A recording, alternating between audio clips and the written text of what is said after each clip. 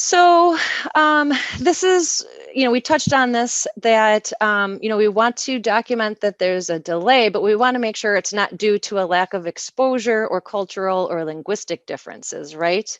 And we do want to document the educational impact. That's part of IDEA. It's part of working in the school-based setting. And so, yes, when we do get referrals from the private providers, we need to make sure they understand that we do have IDEA that we have to abide by. We have state rules that we have to abide by. So one of the things I just mentioned was that we need to make sure that we're not penalizing kids who are culturally or linguistically different. And ASHA has a really awesome practice portal for phonemic inventories. And so by all kinds of languages, I'm clicking on it right now. So super awesome, like the phonemic inventory by language. So I encourage you to check that out. We want to make sure we're not identifying difference as disordered. So I just put the review here of our current criteria, right? So we're looking at consistent speech sound errors when 90% of typically developing children produce the sound correctly. And that's still true. And here is what might look more familiar to you because we don't really go back to the law very often. But here it is in our checklist. And so it does say here how that's that first part we talked about, but then this delay significantly affects intelligibility of the child's speech, and that this delay impacts the student, significantly affects their educational performance or social, emotional, or vocational development. So this has always been part of our criteria, and it's been on the checklist that I know most of us use. And I just wanted to show that that is consistent with a lot of what's going on in the healthcare world too. This is called the ICF framework, International Classification of Functioning. And, the whole idea that a student may have a delay or there might be a structure and function issue. But what we want to really think about is that impact on activity and participation. And I think that that's completely in line with what we're doing when we're looking at the impact social, emotionally, or academically. And again, ASHA's got some great resources here. They've got an ICF model for speech sound disorders specifically. So I encourage you to check that out as you're thinking about incorporating this into your work. IDEA also says that no single measure or assessment is used as the sole criterion, right? So we're not just using one test, we're not just having one data point. We want to look at what the preponderance of evidence is that points to whether or not the student has an impairment. And it can be complicated, and it often is complicated. And what I did here is there's a lot of piano playing at my house. And so, and I hear songs in various stages of mastery, but it made me think of, multiple measures. Well, what if we only heard one measure of a song? Unless it's like a popular measure of a refrain, it's not going to give us enough information to even be able to identify the song, right? So just like in music, we need multiple measures. We need to know more. We need to find out more in order to determine, does the student have an impairment? Because, this is a change of a student's civil rights status, right? To have a disability, to need special education. We need to take this seriously. And we need to make sure that we have enough information to make that decision. So what can an SLP do besides the decontextualized tests, which you see is in that bottom right quadrant? I do like this way to think about what we do, that there's 4 quadrants that we should gather information in determining whether or not a student has an impairment and a need for special education. And some of that comes from our general ed teachers and our school staff that spend more time with our students. It's how are they doing on the statewide assessment? How are they doing on the universal screenings that we do? How are they doing in the class? Their reading records, their writing samples. We can either gather those or we can get that information from classroom teachers. We can do observations, and we should do observations across environments in natural environments. And then, the speech and language probes, those are all things that we do. A lot of this is also in our technical assistance guide, that's from 2003, but it's still relevant here. Um, and there's a few new pieces that I'm adding to this today from Marie, from the research, to help support SLPs when they're doing this work too. So hopefully you find some nuggets and some resources that can help build on what you're already doing. So in considering eligibility, we were thinking about, well, what's a different graphic or a different way that you could take what you're gathering, the information that you're gathering, to then show to an IEP team. Look, this evidence is saying that it's within the expected range, or this is evidence that's saying that there's a delay or there's an educational impact. And so this is a smaller work group that I've been working with, said, hey, this could be something like this could be really helpful for an SLP going to an IEP team meeting where they might feel some pressure and they have some wondering about how would they share their information to clearly show whether or not a student would meet criteria. So other SNL probes that you can do and should do when you're looking at speech impairment. One is taking an intelligibility sample. This is from our technical assistance guide, page 17, calculating percent of speech intelligibility. And there's a section on how you do this. And, taking the percent of intelligible words or syllables. I've done syllables for highly unintelligible kids. And you listen to the sample, you X out whatever the student is not intelligible for 3 times. You can go back and listen. And if you still can't figure it out, then that would be an X and determined to be unintelligible. You do that for 100 words or syllables, and then that would be your intelligibility sample and your intelligibility rating. And you can compare that. There are norms in the technical assistance manual of of how intelligible or what the range of intelligibility is for kids, especially ages 3, 4, and 5, right? Because by age 5, most kids should be understood most of the time.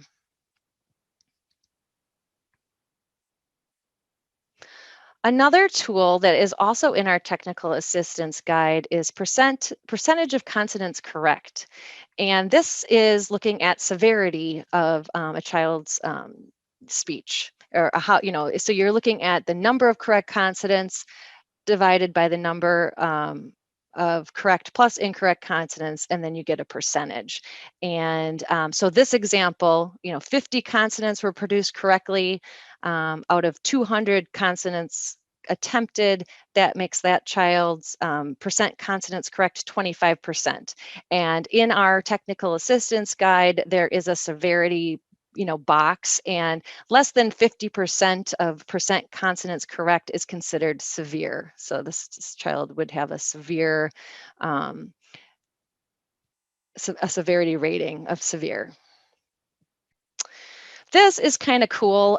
This isn't underlined, the title of this study, but it is a hot link, so it will take you directly to the ASHA website that it's at. But there's a new study out, or a newer study out, that talks about how doing this imitatively at a sentence level was still evidence-based and predictive of severity. And it was easier to do than taking a spontaneous speech sample, right? Because people are saying, takes a lot of time to transcribe that. So doing something where the student is just imitating my sentence and I'm marking what they have correct would be easier. So there's a study that shows that would be evidence-based as well. And so here is the Appendix B. We see one big dog, you would say it, they would repeat it, and then it's even phonetically written here so you could mark what errors were being done, and pretty quick and easy. And then at the bottom, it helps you do the math down there. Virginia has adopted this, gotten permission from the researchers and adopted it. So they even have the calculation done for you. So I'm looking into getting this for Wisconsin. I would encourage you, yeah, to think about whether or not this could be meaningful as part of your assessments. There was a question in the chat. What if consonants are distorted? They can be understood, but they are not correct. Does that affect consonants' correct percentages? That's a good question. I think I'd have to go back and look in our technical assistance manual to make sure. I don't think it would necessarily affect intelligibility, right? Because you're still able to understand them. But as far as percentage of consonants correct, I think it may. Crow and McLeod also have done some great work in creating intelligibility and context scales. So these are short rating scales for parents or caregivers or teachers to gather information about intelligibility from other people. And they're evidence-based, so there's evidence to support them. And there's many, many languages that these are translated into. So that's exciting too. And here's what it looks like. And the Likert scale, I think, is great. And these are all questions that I think that we ask during evaluation at some point, but I think it's great to be able to get a score and perhaps every year you would re-administer this, and see if the child's score is increasing. It might help us understand and be able to capture some progress that kids are making. So I just want to talk for a second about educational impact. Part of my job at DPI is that I review IEPs, and I do quite often see when a child has a speech impairment that it's documented. What are the effects of the disability? In the present level of performance, there's that one section. What are the effects of the disability? I see quite often the child's speech delay could impact them socially, emotionally, or academically. It could. And I am encouraging you to say that's not good enough. We need to really be able to capture this, and we have to find ways to capture it. We need to look at running records and writing samples. We need to talk to teachers about what they're seeing, where are things breaking down.